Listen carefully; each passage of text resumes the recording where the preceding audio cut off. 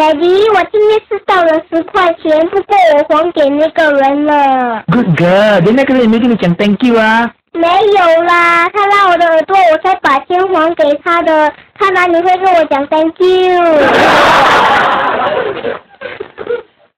爸爸，如果地上有一张5块、30块，你会拿哪一张啊？当然是拿10块的咯。爸爸，你很笨的，你不会2张都拿。爸爸，为什么上个月那个人来跟你讨钱，你告诉他没有钱还他，这个月他又来跟你讨钱，你又说没有钱还他？哎呀，爸爸要守信用嘛。Daddy， 今天我们在学校，老师叫我们捐钱。啊，那你没有跟他讲你没有钱？我讲了，可是他说你有。